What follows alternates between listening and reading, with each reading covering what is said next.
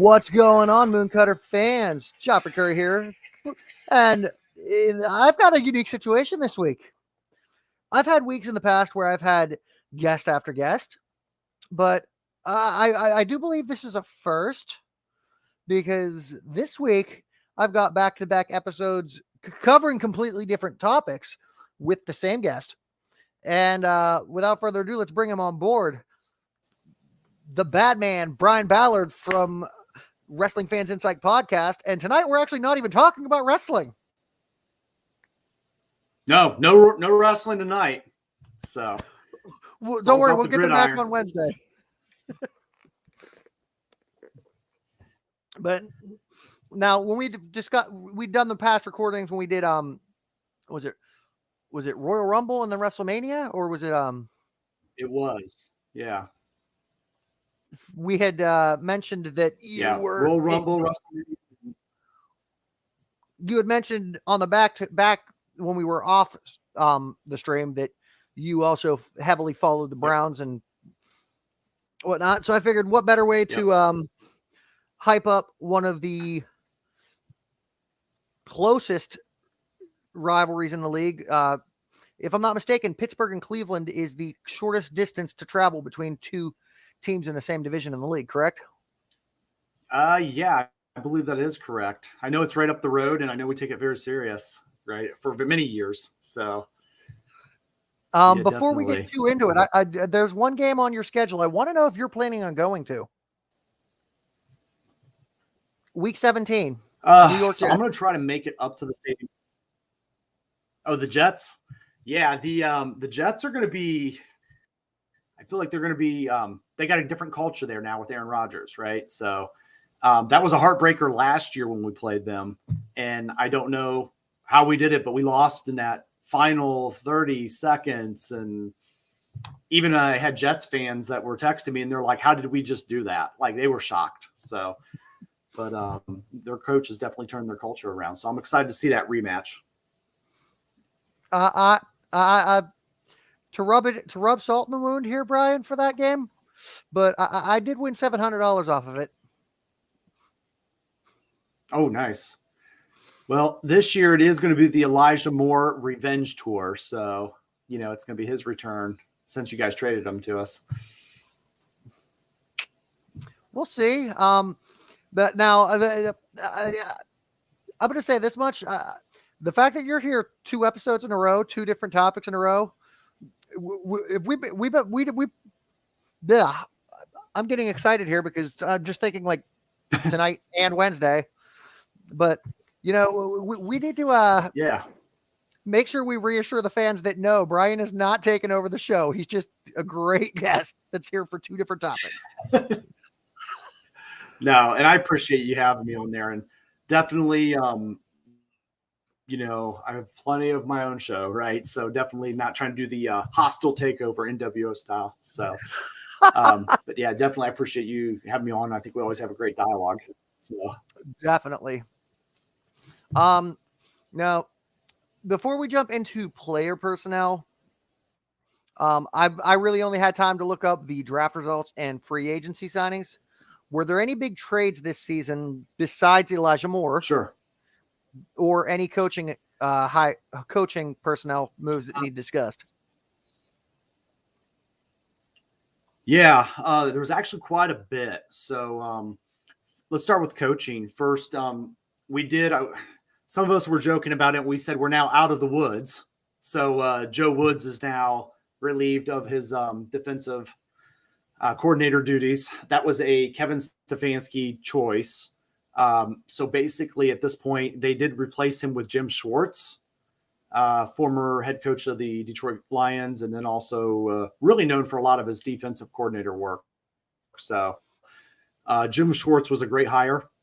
What I really feel like that does is that allows Kevin Stefanski to focus on Deshaun Watson in the offense. So I feel like what was happening with Joe Woods is he was a positional coach that was playing that role of defensive coordinator in his first job with Cleveland. We gave him, 3 years there of doing that. And then ultimately, I feel like, the team needs to win now. And there was a win now move. And I think Kevin Stefanski's time was split, even though he's more of an offensive coordinator, offensive minded coach. So I think you go out and you get a very good defensive coordinator. So that way Kevin can say, hey, Jim, you got this, right? And he can focus on Deshaun, because it is kind of boom or bust with Deshaun on that situation. So Kevin can't be split that way. There was also another change at special teams. They did get rid of their special teams coordinator, and Kevin Stefanski decided to hire Bubba Ventrone, which I think is an improvement, because special teams has been lacking quite a few years. And I'm actually surprised that their old coordinator did last that long, because that was actually a couple different regimes that he's been there. And just, they didn't get back to that Phil Dawson, Josh Cribbs days. So those are the coordinator changes. And then, so that, that's as far as coaching. And then I think it just comes down to performance. I mean, the offense was performing last year, and, it's weird because in Cleveland, we're used to defense and special teams performing. So it was almost like a mirror opposite. Now, talking about your offense and how well they performed last year, the first, 11 weeks of the year, you guys ran with Jacoby Brissett under center, and it's a bit of a head scratcher. And other than the fact that they, performance-wise, what they had on the field and what potential they had for the rest of the season, other than the fact that they ponied up all that they did and sold the farm to buy a cow with Deshaun Watson, can you give me a valid reason why they benched Jacoby Brissett? Because I can't really see any. Yeah. So Jacoby did his job, and he did it very well, right? As the backup that was coming in to hold the fort down until Deshaun came, back. And that did get Jacoby, another job starting in the league, right? So, it was a win-win for him and the team. Is he starting, or he showed veteran leadership? And when Deshaun coming in and getting real game time reps. What's that? I said, is Jacoby the starter over there? Because I thought he was backup role for Washington. I think he may be the backup. I think they're still kind of hashing out. I don't keep two tabs on Washington directly. I will say, though, that it was an opportunity for him, and I think it was, like I said, a win-win. But it was about getting Deshaun as many reps as possible in a real game situation. And, I know people, when he came in, Browns fans, we tend to be a little critical very quickly, right? And I think it's just because of the years and years and years. And, I'm going to make a dog pun, but sometimes it's like a dog sniffing for table scraps, right? And I'm not trying to be mean there. I'm just saying, sometimes we don't like to be patient. And we see a little bit of really good play from Jacoby. And I've heard people here, and they said, oh, we need to just get rid of Deshaun and get Jacoby to be the starter. I'm like, no, there's a reason. And there's definitely a different skill level as far as overall what you're getting. And we've done the backup quarterback thing and the seasoned veteran thing. So I feel that Deshaun getting him reps was great. When he came back, I wasn't overly critical because, when I come back from vacation, I can barely remember my password, right? And then I'm always like, oh, can I remember how to do my job? And you could tell when he was throwing the ball in the game situations. And the thing I took away from that was he was able to throw that ball and always find the open man. It's just his arm didn't quite work the way he's expecting it to. And you could see him laughing about it, like, what is going on here? So I expect him to work that off in the offseason, but you can't replicate those real game reps that Deshaun needed to get at the end of the year.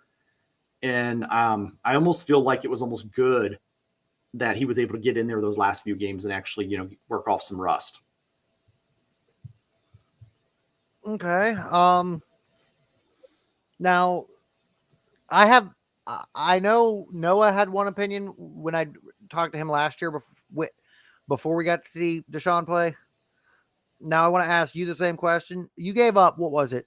3 firsts, a third, and a fifth to get him. Do you agree with that trade? It was a big load. Yeah. Do you agree with that trade, or do you think that was too much? Do I agree with the trade? All right. So I do agree with it because here's why I like it. It was a win now move. And on the team, we have a lot of veterans that are not going to wait on a rebuild with a rookie quarterback, or, going to, they need the guy and they need the guy now. You got the Nick Chubbs and the Myles Garretts, and eventually those guys are going to want to win and try to win a championship. So I do like that it was a win now move by the Browns. I can't think of the last time where they really have done that and committed to it. And that's a commitment. Now, just to give you the gravity of why it was such a commitment. And I always kind of laugh because people that are other fans, they say, oh, I wouldn't have done that. But the reality is their teams were calling for him too. I think there was a report that 19 teams actually picked up the phone and inquired about him when he was available. And since he had a no trade clause, he got to decide where he wanted to go, and he could waive that trade clause and, obviously get traded. Now, the asking price for the Texans was a minimal of like 3 first round picks. So that 19 calls took it down to like 5 real candidates that can meet the Texans asking price, which then got us to what was in the news with the Saints, the Falcons, the Panthers, the Browns. And I can't remember the 5th one, but I remember it was down to those 4. And the Browns met with Deshaun. He liked them, and then he was meeting with others. And then ultimately it was up to Deshaun, but they had to get to Deshaun, and they had to make sure they paid that team. So I was going to say I think the Jets might have been involved, but thinking more I thought about it, I think they were still at the position of we are committed to Zach Wilson. So I want to take that one back. I don't think it was the Jets.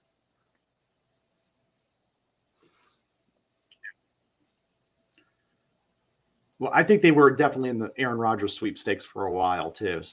So I think that was kind of where they were, or back then it was Zach Wilson, but yeah. So, I mean, to answer your question, I do think it was a good win now move.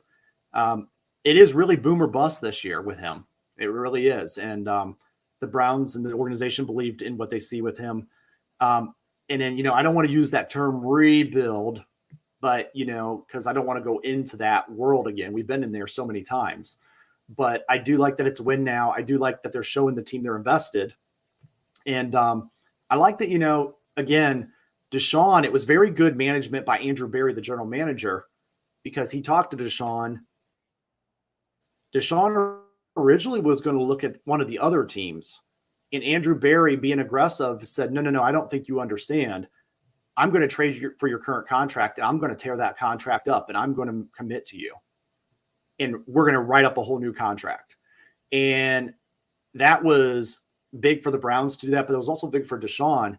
And so I think that was very aggressive, but very good by Andrew Berry to outbid these other teams and trying to get, the final answer, hopefully, for what Cleveland needs is a franchise quarterback and not a quarterback that's just being groomed, right, and being built. So I do like the move that it was win now. We'll see if it pays off. In a year, I could be sitting here talking to you and saying, wow, where do we go from now? But it is boom or bust. And I think they got all the resources to make Deshaun successful. So now, another thing I want to talk about with the Deshaun Watson saga, that it never made sense to me from the get-go, because looking at the state of the team up to that point, you had on your roster a, 4th-year player who had already become the most winning franchise quarterback in franchise history, had gotten you your first playoff appearance in 10 years, and your first playoff win in 15.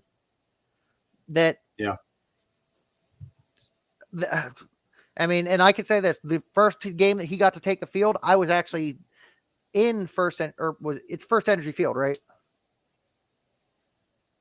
Yeah. I was in First Energy Field, 6 rows back on the 25-yard line. And yeah, during that second quarter, when Tyrod Taylor got knocked out, Baker Mayfield got on the field. It was electric how much the Browns team lit up, how much the fans lit up. And to me, the whole Deshaun Watson trade never really made sense to me, because you already had what could have been your guy. So my question is, because I still never got a straight answer, why was Baker pushed out the door? Sure. So I want to say this first and foremost. I am a Baker fan. I like Baker. He's a good kid.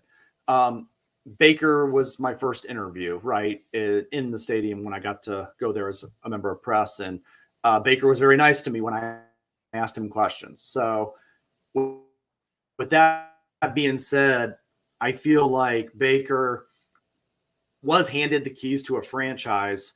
And, he's a young kid. We forget how young these guys are, right? And he was saying, here you go, kid, go get them.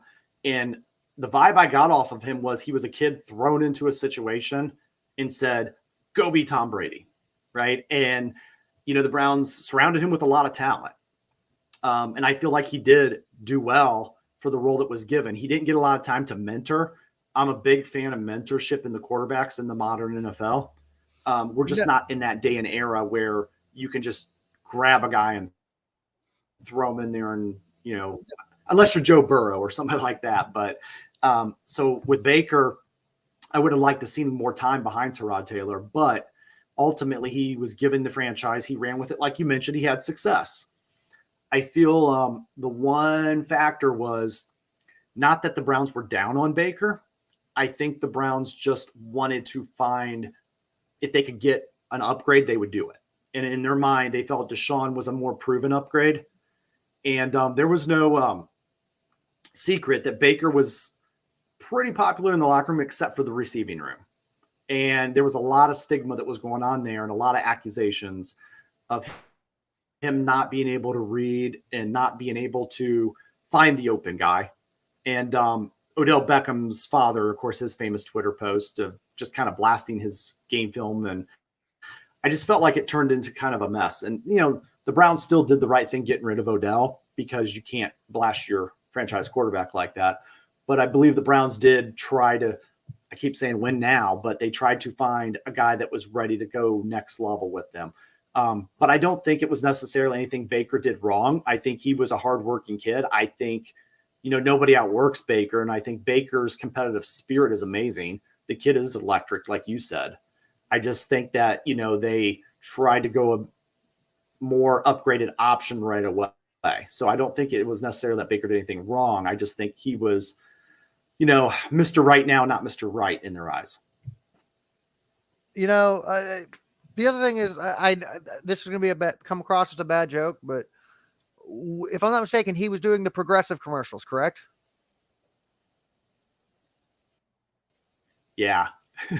And when he got traded to Carolina, I feel like do a moving out commercial, did they? No, and if I'm not mistaken, Progressive Field is Carolina, correct?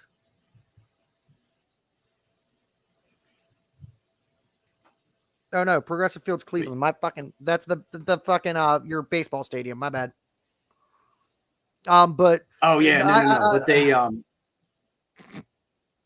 But they he did a lot of commercials for Progressive though. I really wish they would have done a moving day with Baker Mayfield commercial. I actually said that myself. I was like, if anything, he could get one last endorsement there. And that's the other thing. I know he was making a lot of commercials. And I get it, make your money. But at the end of the day, I mean, you have Stephen A that says he's got more commercials than he has playoff wins. And I'm like, ooh. It's just little things that start exposing certain things. And then guys in that locker room that have won multiple playoff games start calling you out and start saying, and like I said, I think he still can have success, but I mean, he did take over a rebuilding team. And I think that he never got that mentorship that he needed in that sense. But again, I like him, man. He's, I hated to see him go, but I'm also, not going to be the guy that just hangs on to something because, there's a reason you and I are sitting here, right? And the guys that make that decision, they're elsewhere, making those calls and making those deals. So we'll kind of see where it goes.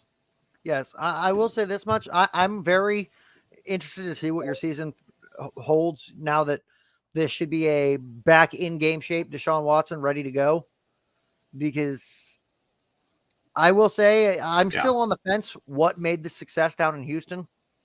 Was it Deshaun, or was it the receiving core he had? I guess we'll see if history repeats itself in Cleveland this year coming, since this will be his first season with us. But let's move into your free agent signings. I like Deshaun ever since he came out of college. Yeah. Oh, I was going to say, I like Deshaun even when he came out of college. I thought he was a good prospect. One real quick point on him that I do like to point out, the Browns' release time for the quarterback last year was 2.9 seconds. That's a pretty good offensive line to hold guys for that long. And Deshaun Watson's release time is a lot quicker than Jacoby. So he's able to read the defense and make a quick read and throw. So I do think that's going to be a factor going into this year. And I think that's something I'm hoping, that we'll be pleasantly surprised about, is that the fact the Browns line can hold them for 2.9 seconds and Deshaun's release time is usually a lot faster than that. So. All right, but let's roll into your free agent signings, and let's start with your defensive line. You got 2 new tackles and a new defensive end brought in. Dalvin Tomlinson from Minnesota, Tristan Hill from Arizona, and Ogbonnia Okoronkwo. I probably just butchered his last name, from Houston, but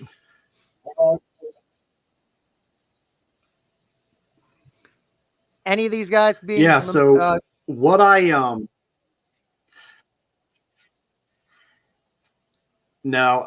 be honest with you. None of those names really do much for me. I don't think they move the needle that much. When they let, their 2 middle men go, Larry Ogunjobi, and when they just kind of let them, and Sheldon Richardson, when they let them go in free agency and just kind of got rid of them, I think they really thought that Clowney and Myles Garrett were just going to hold the fort down.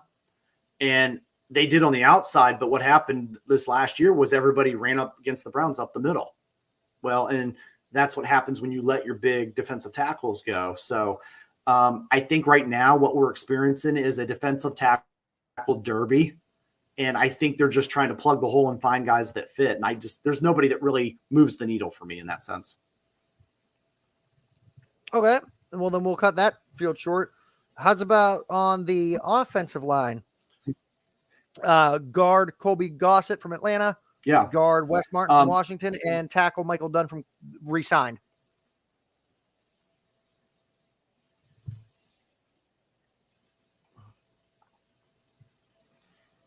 Yeah, I think real quick on the defense, I do want to say that I think Zadarius Smith, the defensive end, will be a nice compliment to Myles Garrett. So I did want to point that out. I don't want to miss on Zadarius Smith. He is a Pro Bowler, and I think he'll fit very well. But to answer your question, moving to the offensive line, I feel like right now we're in the point of filling backups and training those backups, because we have a really good offensive line coach with Bill Callahan, and we have a really good offensive line with a lot of veterans. But I do see the Browns building more for the future there and trying to develop their guys behind the guys. So I think, I said that 2.9 seconds hold time. I think this line and Bill Callahan's line has a history of holding guys, and I feel like the offensive line will still do their jobs really well this year. Okay. Now, at first, it's going to look like a lot of moves were made on this field, since there were 4 linebackers listed on your free agency signings, but it doesn't go to it shortens out a lot when you realize that 3 of them were re-signings. When you're talking about inside linebacker Anthony Walker Jr., Jordan Kunasek, and Sion Takataki. But you also brought in an outside linebacker from Chicago, Matthew Adams. What are your thoughts on him? Yeah, and I think Matthew Adams, he'll be a role player. I see Anthony Walker and Taki, they are coming off some major injuries, right? So I think the Browns liked them enough. I expect in the linebacker core, though, this year for Jeremiah Owusu-Koramoah, JOK, I expect him to take a little bit of a bigger step this year. Jim Schwartz does like to run more of a nickel defense, and he usually likes to run about 5 defensive backs to maybe even 1 linebacker. So I don't think the Browns are going to focus too much on linebacker as far as how many are on the field. So I do kind of see this as just kind of filling the roles and kind of, just in case Walker and Taki aren't exactly ready to go. Okay. Now from the defensive linebackers. Now let's talk your secondary. Safety Juan Thornhill from KC, free safety Rodney McLeod from Indy, and cornerback Michael Ford from Atlanta. Yeah, kind of like the linebackers. I think they're filling just some roles and some of the second and third tier guys here. If I look, our backs right now, I mean, we're looking at the emergence of Martin Emerson, and he came on last year as a very nice surprise. And then we got Grant Delpit coming back. He's okay. He's still developing, but Denzel Ward. So I really feel like they did lose John Johnson the third. I just think it wasn't an overall fit, and he wanted to move on. But Greg Newsom's back there as well, and he'll be coming back. So, again, I feel like some of these guys we got, you need to have in this type of defensive scheme with Schwartz, you need to have a lot of defensive backs, and you got to see which guys are going to work in the system. So I do look for them to go defensive back heavy, in their rotations. Now, the other one to talk about, which I'm feeling, I've noticed a trend here that almost every free agent signing that they've made has been to either add depth or fill in the role, position or role players. Sorry. But are we going to continue that here with the offensive weapons here with Marquise Goodwin from Seattle and Jordan Akins from Houston? Marquise Goodwin, and then who was the other one? Jordan Akins from Houston, tight end. Okay. Yeah. So on the other side. So again, gosh, I sound like a record. They got a lot of receivers going into the season as well. I feel like there is a wide receiver derby going on. And it's all about finding who's Deshaun's guy and finding out who is a natural fit for him. They brought in, they're going to bring back Amari Cooper. He's going to be one of the guys. I read the other day, they have almost like 15 receivers alone on the roster right now. Of course, they're going to cut that down. I feel like Amari Cooper's good. I feel like Peoples-Jones will be fine. Ultimately, Elijah Moore, they're going to keep him. You're not going to trade for somebody and then cut him. So, and then we're going to start looking at like the guys we drafted, like the Cedric Tillmans and all these other kind of guys. One guy that I think could be on the bubble is Anthony Schwartz. He's one of the fastest guys in the NFL, but Deshaun has kind of said that, to him at one point, hey, you're fast, but you can't catch, bro. And so he wasn't trying to be mean, but he was trying to teach him, how to, get to where he can get to that point because he's fast and he burns everybody. And I don't think that's a guy that the Browns are going to trust, or Deshaun trusts right now. So I think a lot of the guys, they are trying out to see who's going to be Deshaun's guy. And I think the Browns are still kind of figuring out. I know they got Amari Cooper and stuff, and I think he likes him well enough. They're neighbors actually. So now I know one player that did well, surprisingly well, fantasy-wise for you guys. I don't know whether that translated more towards Deshaun or towards Jacoby, but Peoples-Jones, you just mentioned. Yeah, it's interesting because Peoples-Jones is a good-sized receiver. He's tall, he's big, and it's weird because the outside of the Cleveland media, everybody always says, oh, you got Peoples-Jones, he should just go up for it and grab it. And that's like the perception of him. But I don't think we see him as the jump up and grab the ball guy. I think he's more of the, speedy route runner. But I do expect him to do well this year, mainly because we need him to. I do think right now he is the clear number 2 on the team. But there's a lot of competition at that position. So it's either going to make or it's going to make him irrelevant. And so I do think he will still have a spot on the team. But it's really just about the quarterback and how they click. And that's important in any team.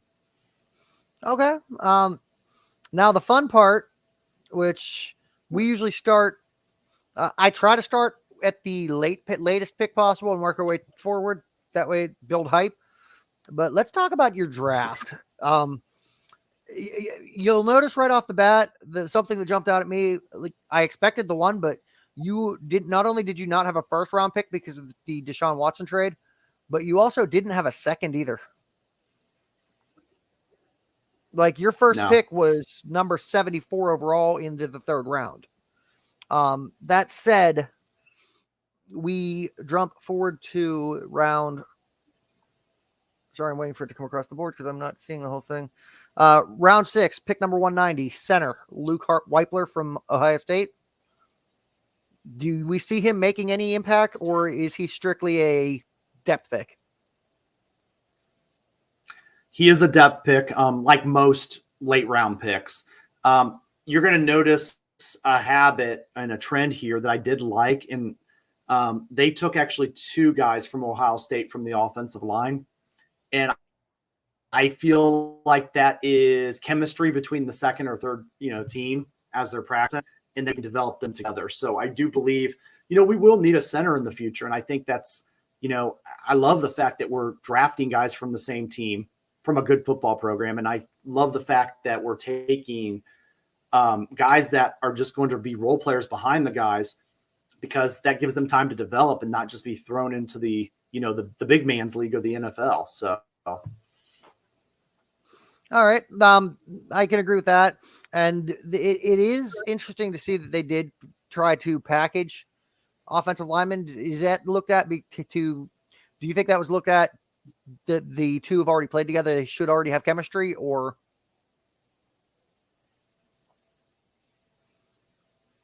do you think that played any factor in the draft, in those decisions to draft these 2 players rather?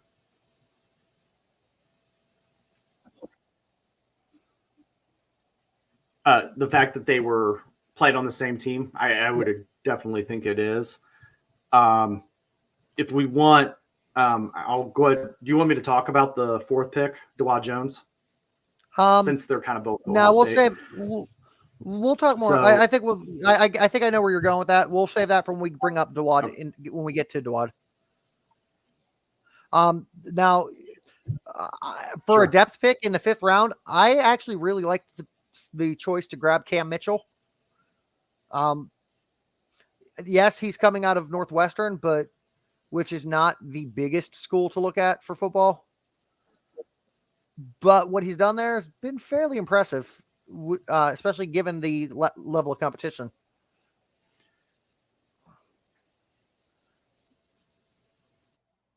Yeah, and this the other reason for this pick is one of his best friends is Greg Newsome. Right? If you can grab a defensive back that is going to be maybe in the backfield and have kind of a big brother on the team to mentor him, why not? You need backs anyway. And so I like the fact that it's almost Greg Newsome was so excited when they picked him. He's like, I'm getting my brother back. And he was, super excited to, have his friend there. So I definitely think that was a kind of a nice little luxury pick to add depth and maybe a little chemistry again. All right. Moving forward, I'm assuming this is a practice squad pick with the 140th pick in the 5th round, quarterback Dorian Thompson-Robinson from UCLA. This was a pick that was acquired from the Rams. Yeah. DTR is, I'll tell you what it is. It's a very sneaky pick. I think it just fell to the Browns.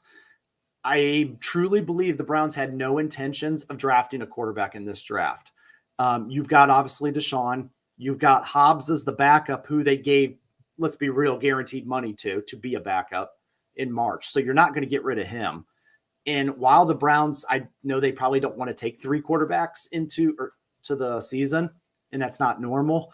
I think they just looked at DTR here out of UCL and they just said, you know what? Go get him. He's the best player on the board right now, and we can throw him on the bench and let him just sit behind Deshaun.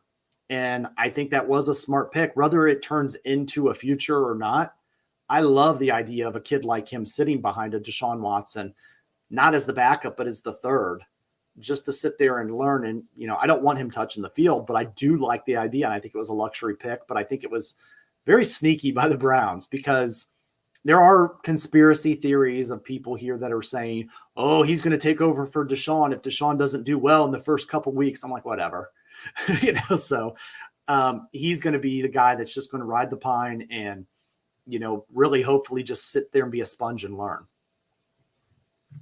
For this year, at least. Yeah. I mean, he's talented, just he's not NFL starting right away talented, but I do love that pick. I do as well. I am honestly surprised he stuck around to the 5th round. I'm truly shocked. I'm with you on that. I was actually, when I seen that, I literally go, wait a minute, the kid from UCLA?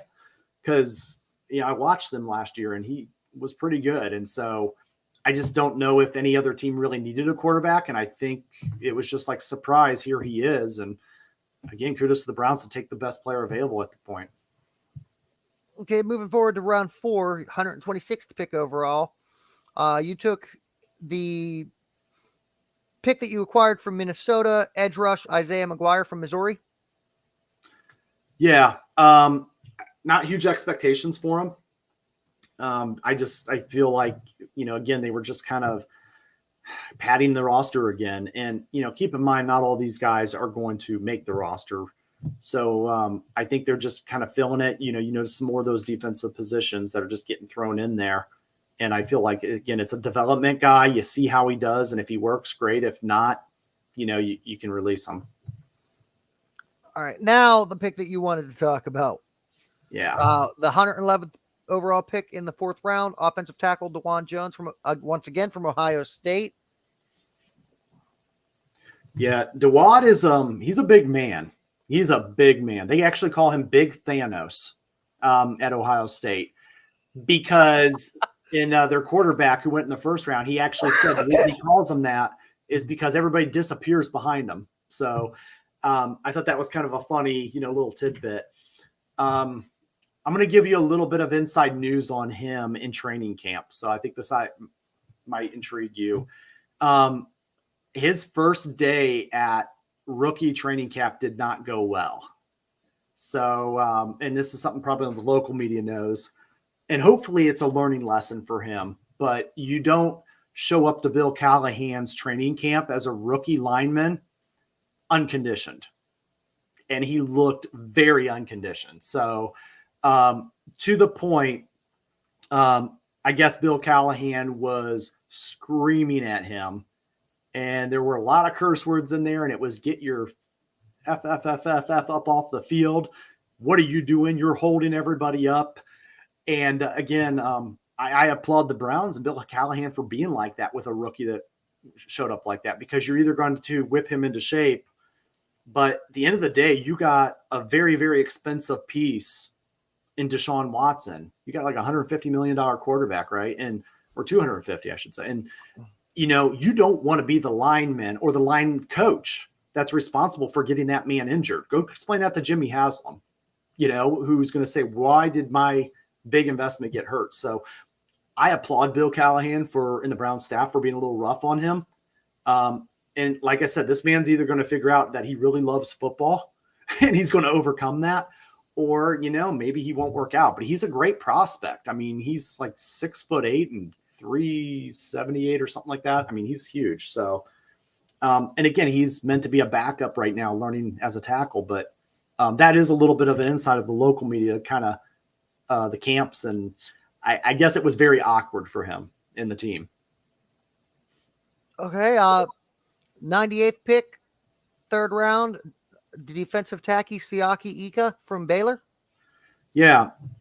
Again, I think they liked what Baylor did this year, and I think they just had a chance to grab some more defensive tackle talent, because remember, they're stacking up that middle trying to see what works out. And I really think that's what that pick was about. But I do think they like him better maybe than some of the guys they grabbed in free agency, and they just want to see what he brings to, the summer camps. All right. And as you talked about the already overflowing wide receiver room, And I'm laughing at how many freaking Vias I got to read here. The original pick, this was, if I'm reading this right, originally the Giants pick that was traded to the Rams, that was then traded to Houston, that was then traded to you guys, and you used it to with the 74th overall pick to take wide receiver Cedric Tillman from Tennessee. Yeah. Cedric Tillman was a steal in the third round. I'm not saying he's a top 10 first round talent, but for what the Browns need in a receiver, I like this pick a lot. I feel like, and again, we don't need him to come in and be like the number one guy, right? We got Amari Cooper, we got Peoples-Jones, we got a lot of guys with some NFL reps already, but I like the Cedric Tillman.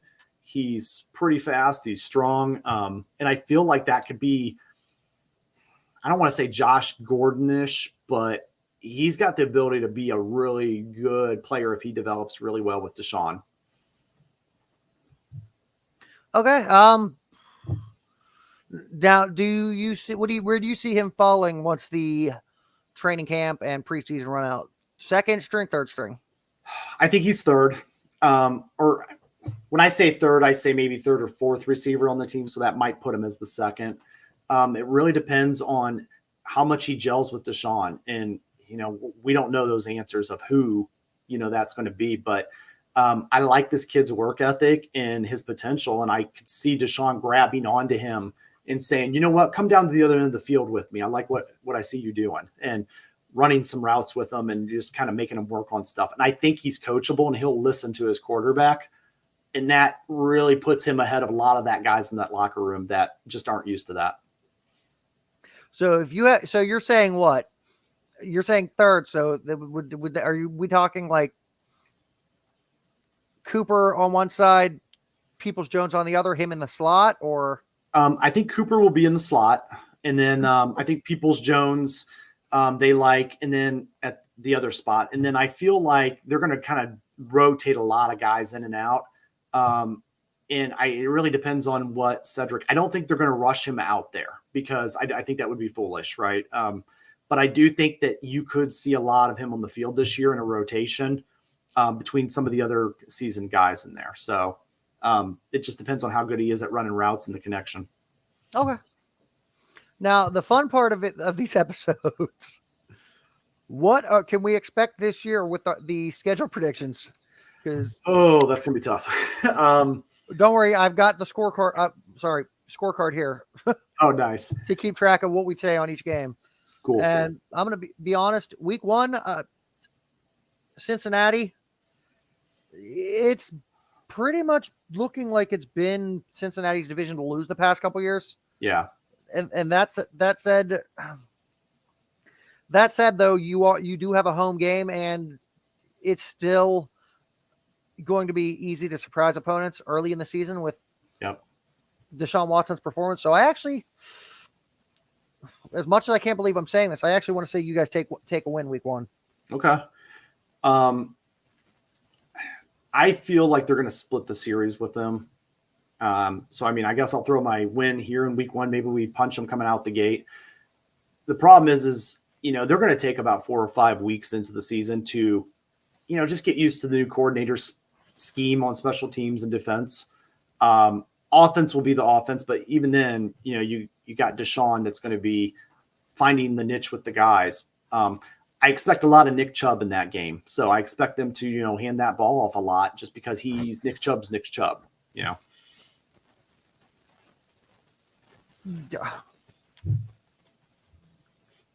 Now, week 2 at Pittsburgh.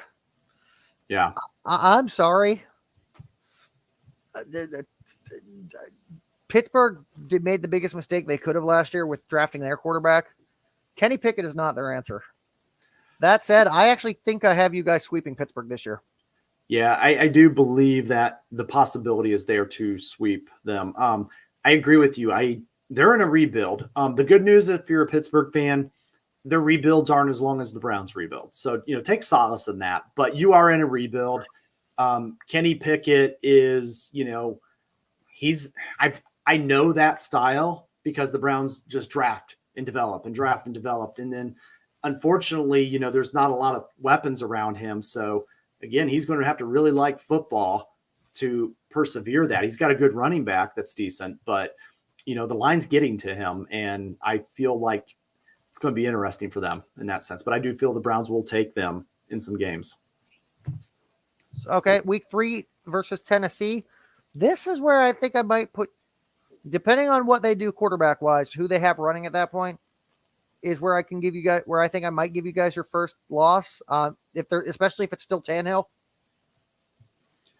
Yeah, Tennessee they always seem to be able to have their number somehow, right? And they got a good coach, and he's solid, and he knows how to put together a winning game plan. So I do have Tennessee taking that. I'm trying to be as realistic as possible. All right, week 4, scrolling back around, the Ravens. Yeah, the Ravens are they're in a weird, similar situation as the Browns, where it's boom or bust with Lamar. And but the good news is they know what Lamar means to their team. Lamar is a really good kid. He's a good quarterback. I've gotten to interview and talk to him a little bit, and Lamar Jackson. Yeah, he's a great running back. Yeah. You would not think it, but he's a good kid. He's like, yes, sir, no, sir. And it threw me for a little bit. I'm like, what? But his mom raised him right. So I have this, I like Lamar, and he's a good kid. And it's tough for me as a fan to play against him, because I'm like, yeah, get him. And I'm like, no, don't hurt him. He's a good kid. And so it's kind of rough, but Lamar is, he's injury prone a little bit, like most of those quarterbacks are that run first. And man, he's on the field. He's a difference maker, and their defense is still pretty good. And this is the Odell Beckham revenge game too, I believe. So I almost want to say that we may not win that one, but may get them in the second match in the season. So you're going to say home and home? Yeah, because I feel like Lamar is going to be more established, obviously, in the system and the team, where Deshaun's going to go through those first 4 or 5 weeks of kind of finding the right fits. They're going to rely on Nick Chubb, but by the time week 3 and 4 come around, those defenses are going to start honing in on Chubb more. So you're saying week 3 or the week 4 home game goes to Baltimore or to you? I think it goes to Baltimore. Oh, so you think it's going to be a split away and away season? Okay. Correct. All right. Can we both agree that you're at least winning week 5? Yeah, I should hope so. I like the fact that the bye is in week 5, because, like I said, there's a lot of different little new things that they're doing with new pieces and coaching. I love the fact that I feel like the NFL did us a huge favor by giving us a bye in week 5, because now you get a taste and you can recalibrate at the right time. So I think that's a smart, advantage for us. Now, I'm going to say, probably looking at your schedule this year, your second easiest loss of the year is going to be week 6. Yeah, let's see. We got San Francisco. San Francisco. They're a more polished team, and I am going to say that's a loss. They just got a lot of weapons and a very successful system going for them. Even if they have Mr. Irrelevant as their quarterback. So I love how everyone's still harping on the fact that he was Mr. Irrelevant. Even though honestly, I got to say he's probably the best quarterback that came out of that draft class. You know what? And I say that with love. It's almost like booing John Cena, where you love to do it, right? He's Mr. Irrelevant, but he's a good quarterback. Oh, like the "you suck" chance for Kurt Angle. Got it. Yes, exactly. All right, week 7 at Indy. Yeah, I think the Browns take that one. I feel like the Browns are the better team, and they'll put on the better product on the field, and I feel like that's definitely a win. Okay. Apparently, we're reading things the same, because as of now, we've agreed on pretty much every game. We're neck and neck. Yeah. Well, yeah, we both got you at 6-6 coming into week 8. Okay. Now, week 8 at Seattle. I have a feeling this is where we'll diverge. Okay. I do have the Browns taking that one. So that's going to be my pick. Yeah, it is. going to be interesting to travel, right? Because, again, as a team, you got to learn how to travel and win. But I do think we have enough seasoned veterans on the team like Chubb and Garrett and Denzel Ward that can kind of get the younger guys through that stuff and not, let them be out of the clubs too late and that kind of thing. So I do think they can travel that far and pull off a win. See, this is, I called it. This is where we diverge because comparing quarterbacks, comparing weapons, a big factor here, comparing coaching. I actually think Seattle takes this one. Yeah, Pete Carroll's a good coach. Pete Carroll's one of the best. The fact that I don't know where he's getting this from in this late in his career, but how much Geno Smith has completely blown up the past year. Yeah. DK Metcalf, the rookie signing of Jackson Smith and Jaiba. DK Metcalf is the guy that I wanted the year that we got Odell, and we traded our first round pick. And I wasn't complaining about getting Odell, but I like DK Metcalf. And I just was like, this kid is big and strong. And the only reason I hate him is because I have to play against him this year. And like I said, even comparing quarterbacks, Deshaun is taking a year and a half, taking almost 2 full seasons off.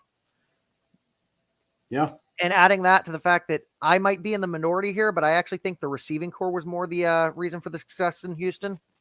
Okay. But I'm looking forward to being proven wrong. I personally hope you are proven wrong. So if not, then I'm going to have a very bad season if he doesn't work out. So I just on the record with that. All right. Week 9, Arizona. I think they're going from Seattle to Arizona. I think they can take Arizona. Arizona's in a weird, I know they committed to their quarterback but I don't know if there's like what their plan is or what they're really honing in on doing there. I don't know what their identity is, if that makes sense. Agreed. And I was kind of thinking the same train. So I'm going to give that to a Cleveland win as well. Now, week 10 at Baltimore. All right. So I had us losing to Baltimore in the first one, and I said we would split it. So I'll take the win on this one.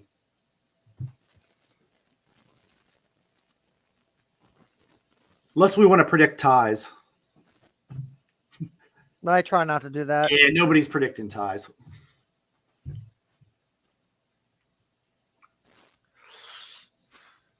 See, this is one that's hard for me because I definitely agreed with you on them losing the home game, but I don't feel as confident saying that they win the road game against Baltimore. Okay. So I think I might give this as the 5th loss. Week 11, Pittsburgh, 5th win. You're at 500. Yep. On my book. I agree with you. Whereas I've got you at 500, you've got them at 7-3. Okay. Week 12 at Denver. Oh, dear Christ. This is the one that I really wish I could just predict a tie on. Yeah. I think Denver could catch them. You had a year out there with Russell, and I feel like they're just going to get better, honestly. And I have a friend who is a pretty big Denver fan. So, the things that he tells me, I like that they're doing. And I feel like, again, nobody gets it right in their first year. So I do feel like Denver could compete this year. I'm not saying they're going to be deep in the playoffs or anything, but I do think they could beat the Browns on this one. And it's hard to play at Mile High.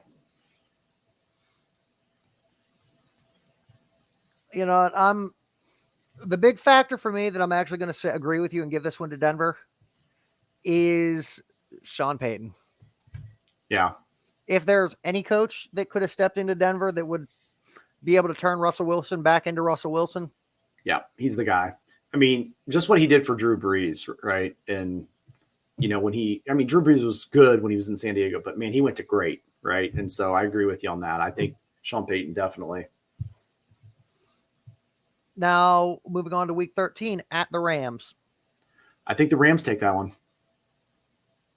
I think they're a solid football program, and, they haven't really been knocked away from being a playoff contention team, and I still think they are.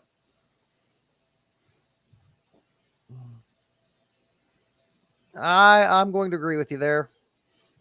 especially since it's looking like we're going to have a healthy Matt Stafford and Cooper Kupp connection again. Yeah. All right, week 14, hosting Jacksonville. Man, this one, okay, is going to be tough for me to predict. It really depends on how big of a leap that Trevor Lawrence takes. You know, he was a playoff team last year, and, you know, they played very well considering, you know, a year away from Urban Meyer. This is my flip a coin match, to be honest. I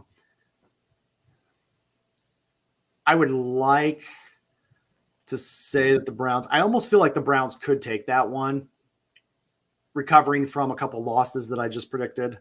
So I feel like, you know, this might be their get right game if it plays out the way I was saying with the losses. So you're giving it as a Browns win? Yeah, I'm going to go that route.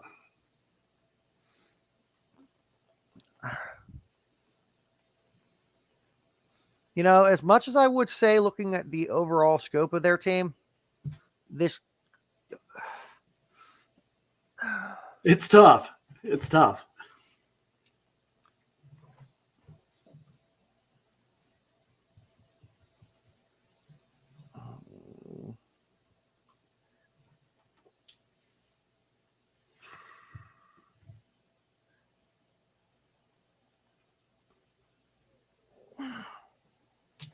Okay, Google, flip a coin.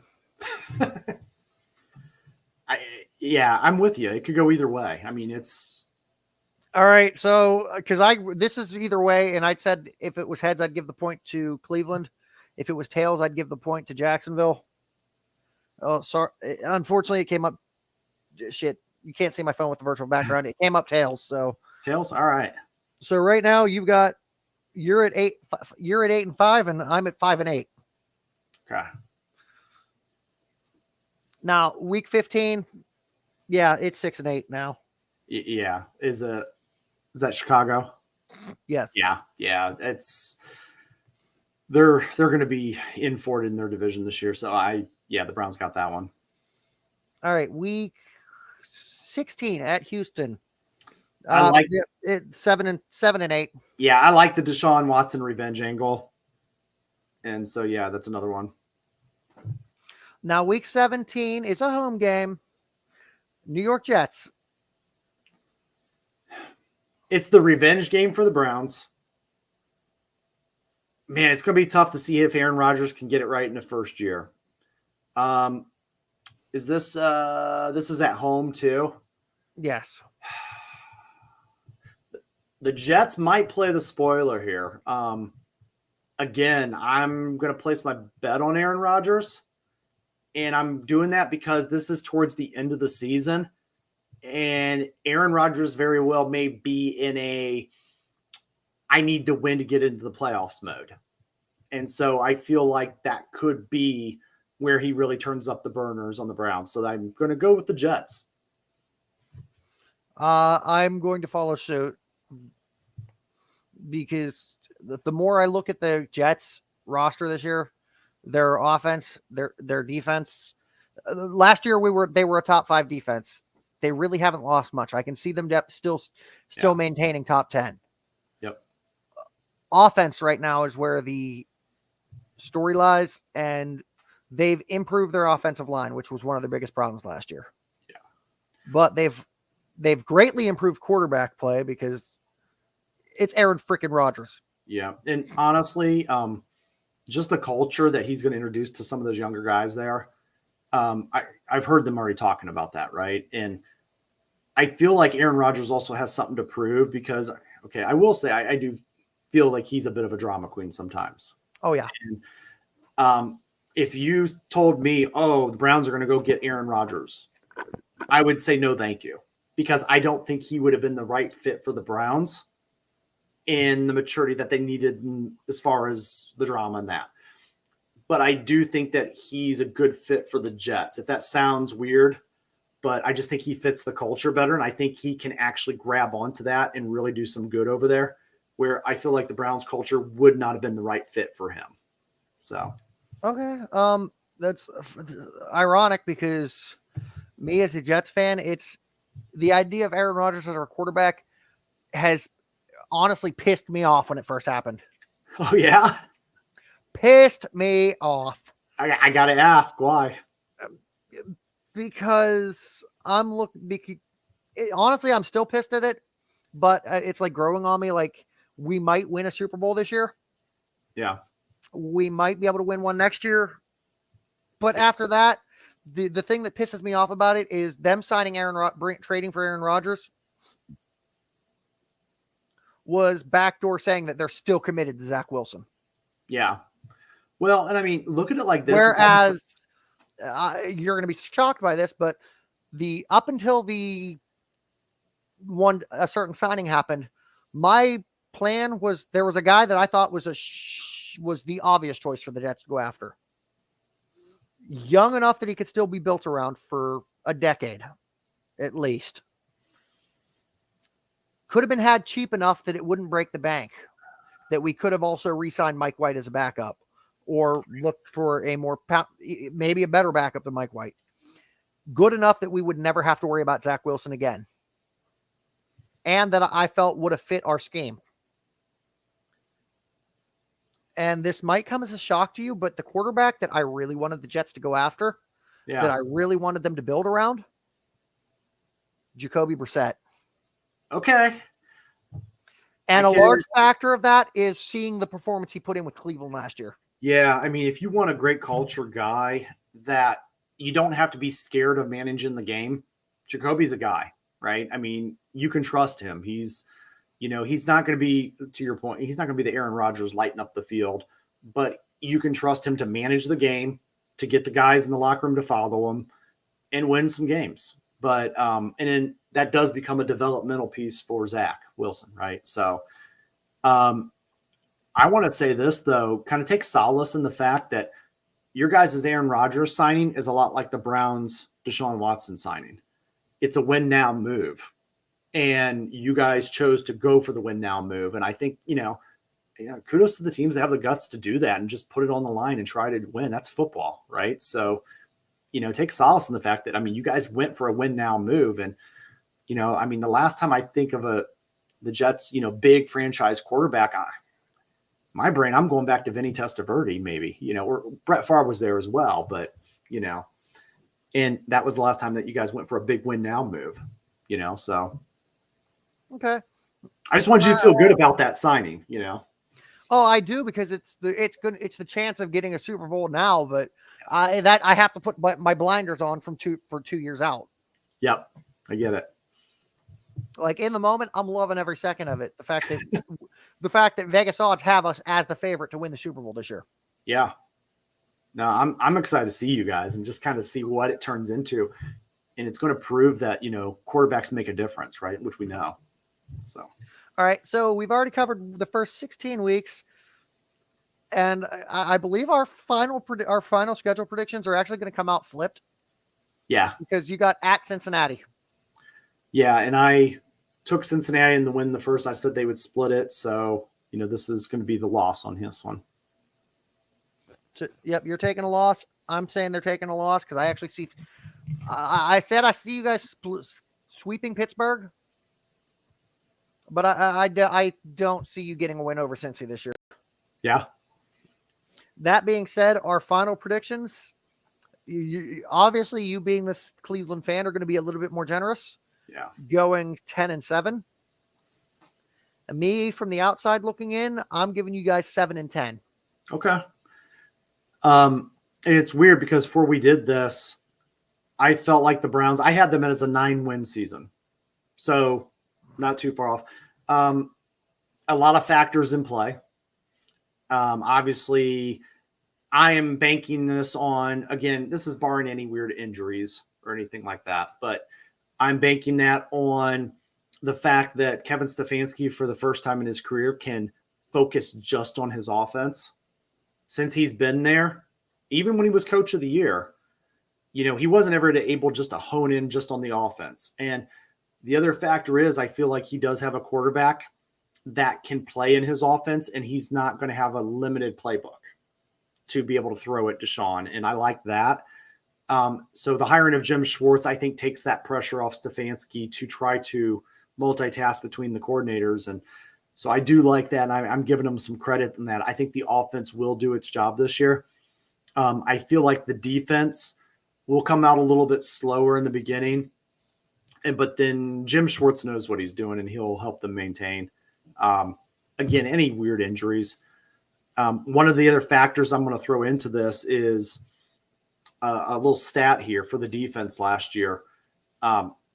Myles Garrett, actually, let me reverse that. The whole Browns defense, minus Myles Garrett, got a total of 8 sacks and 26 hurries.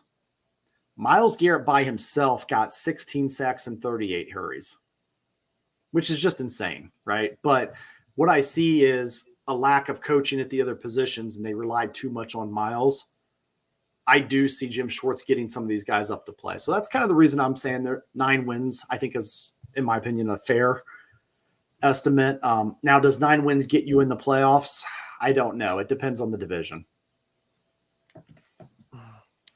Honestly, the AFC North, I can see 9 teams being playoff worthy. Yeah. Because for years it's been one team that's 1 or 2 teams have had great records. The other 2 have been piss poor bottom of the barrel. Yep. But it's almost to the point where your division has averaged itself out. Yeah. I mean, think about it. Pittsburgh is no longer the juggernaut. Correct.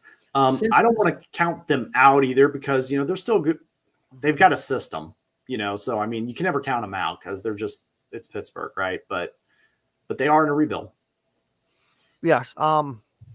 And Cincinnati, who, yes, I did say the past 4 years have been their division to lose. They've lost some key pieces, and others have slowed down a step. Like, honestly, I think Cleveland. I currently have Cleveland pegged as 3rd in the division, but that could easily flip flop any direction. Yeah. I think 3rd is fair. I'm banking on the Lamar factor. Again, I like Lamar. I wish no harm on him, right? But he does get hurt.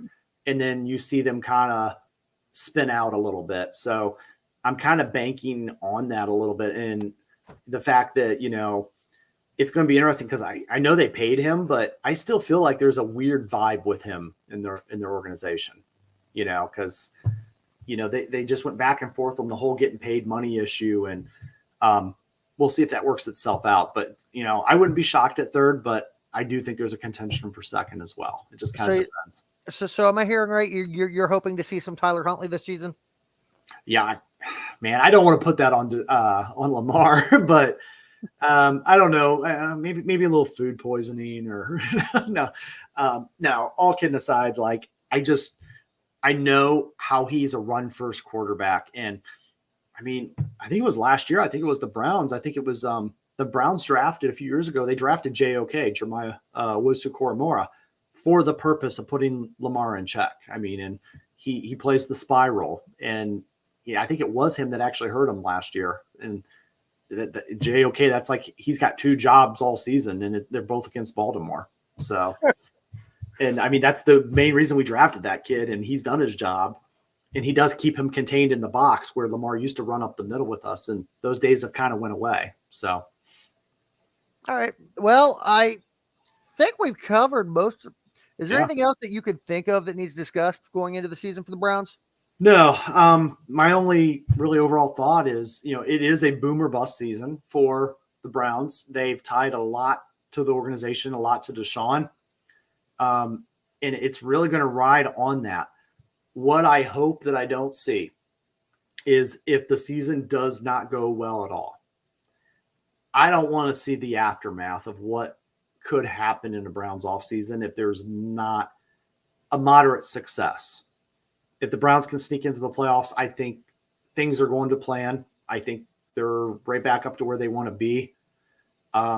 If things really don't play out, I'm a little fearful for the future of the next 10 years. I mean, that's a massive rebuild that nobody wants to see. And I think it's just going to get to that point. So it is a boomer bust. It's much like what Baltimore invested in Lamar. The Browns did that win now move with Deshaun, and man, they're surrounding him with whatever they can for him to be successful. I mean, as far as a focus, Kevin Stefanski and a lot of receivers to test out to see who he jives with. They're drafting depth at the offensive line, like we talked. So I think that's very much focused on him succeeding. And, we hope that he can be that guy for us that he's been proven in the NFL to be. Okay. Yeah, it's definitely going to be an interesting year watch because it's either going to be, yes, we finally got it right, go Browns, or it's going to be a double SOB. Yeah, it's going to be, that will be rough. I mean, and I can tell you the fan base here, I don't know how much more rebuilds they've got in them. So, because like I said, it would either be yes, we finally got it right, or a double SOB, son of a bitch, same old Browns. Yeah. And I mean, I applaud the Browns for grabbing Deshaun and trying to win now. It's something they don't ever do. And I applaud them for that. And I don't worry about the money. People are always like, oh, they paid him too much. Okay, Jimmy Haslam sells gasoline for a living. He'll be fine. So let that man spend his money. So, I mean, if it was just how much can the owner afford, I would agree with you. But the fact that it is a salary cap league, yeah, I could see both sides of that coin. But I think we've covered all the big points. So you want to give a shout out where we can follow you? Yeah, it's at the Bryan Adkins on Twitter. So again, thank you for having me again. It's nice to talk football, right? And I know it's weird because weird because it's always wrestling, right? And so it's kind of nice to get out of the box. So thank you, appreciate it. And you know what? I think you found your second calling here because if this is the first time you've come on as a guest to talk football for a show, you come across just as knowledgeable as most of the guys that I bring on that run football podcasts. So I appreciate it. Thank you so much. Otherwise, those you could also follow him at the Wrestling Fans Incite podcast. I believe that's WF Incite podcast on Twitter for the main show.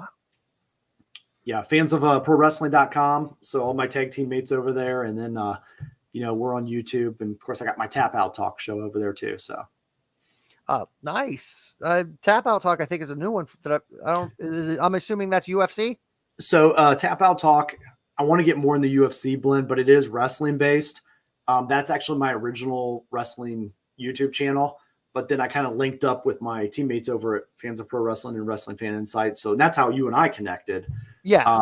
But I've always done Tap Out Talk as, kind of my own brand, that it's more of a single podcast where it's just presentation style. So yeah, we connected through Wrestling Fans Insight, and it's funny because the original contact I had with that podcast is the one member of the trio that has yet to make it to Mooncutters. Yes, and I actually got on him the other day about that. On Sunday, we did a show, and I said, John, I'm calling you out, John. I'm sorry if you hear me, but I said, we got to get you on there with Geoffrey and Mooncutters. And I was like, you have an invite anytime. And he's like, I know. It's so tough on the weekdays. So, but I did kind of heckle him a little bit for us because, on air or off air? Oh, I believe that one might have been off air because it was a wrap up. But I know because it was off air because we were talking about doing the show with you guys, with you over here and Dante. And, I was like, John, you have an open invite anytime,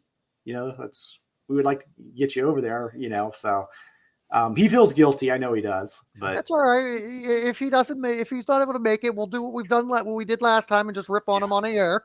Yep. Hey, let's just rib them, right? So, but all right. Either way, those of you that've been following me, follow me at TJE Joker on Twitter. Follow the show at Mooncutters. I keep forgetting to mention we do have a Twitch stream.